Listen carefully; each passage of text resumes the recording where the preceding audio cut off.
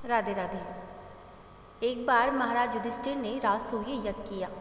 यज्ञ मंडप का निर्माण बहुत ही सुंदर था, अद्भुत भी था। उसमें स्थल में जल और जल में स्थल की भ्रांति होती थी। यज्ञ मंडप की शोभा निहारते निहारते दुर्योधन एक जगह को स्थल समझकर उसमें कुंड में जा गिरा। द्रौपदी ने उसका उपहास उड़ाते हुए कहा कि अंधे की संतान तो अंधी ही होती है। यह बात उसके हृदय में बाण की तरह चुभ गई। कुछ दिनों बाद इसका बदला लेने के लिए पांडवों को हस्तिनापुर बुलाकर द्रुत कीड़ा में छल परास्त किया गया। परास्त होकर पांडवों को 12 वर्ष का वनवास भोगना पड़ा। वन में रहते हुए पांडवों को अनेक कष्टों को सहना पड़ा। एक दिन वन में युधिष्ठिर से मिलने भगवान श्री कृष्ण आए। युधिष्ठिर ने उनसे सारा वृतांत कह सुनाया और उनसे दूर करने का उपाय पूछा।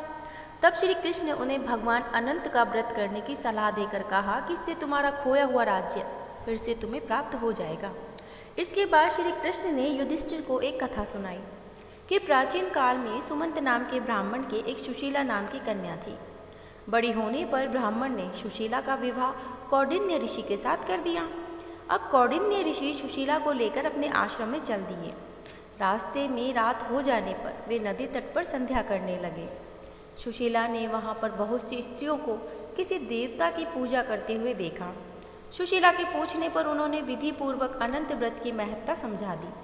सुशीला ने वहीं व्रत करके अनुष्ठान करके 14 गांठों वाला डोरा हाथ में बांध लिया और पति के पास आ गई।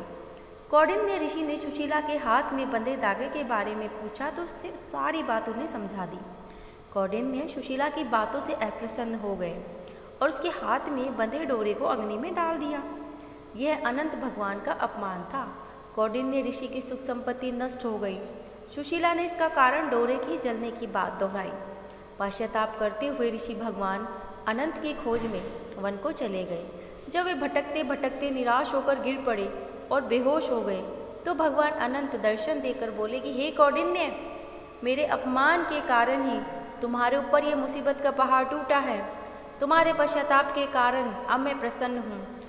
आश्रम जाकर 14 वर्ष तक विधि विधान पूर्वक अनंत का व्रत करो, तुम्हारे सारे कष्ट दूर हो जाएंगे। कौंडिन्य ने वैसा ही किया और उनके सारे कष्ट दूर हो गए और उन्हें कष्टों से मुक्ति मिल गई।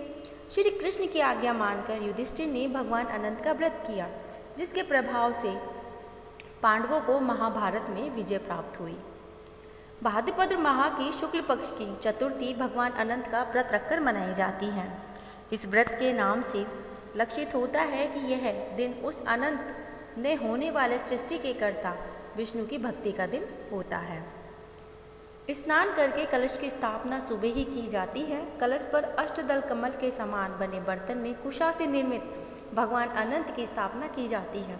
उसके समीप 14 गांठ लगाकर हल्दी से रंगे कच्चे डोरे को रखें और गंध, अक्षत, पुष्प, धूप, दीप, नैवेद्य से पूजन करें। तत्पश्चात भगवान का ध्यान कर शुद्ध अनंत से पूजन करें और भगवान अनंत के नाम का धागा अपनी दाएं भुजा में बांधना चाहिए।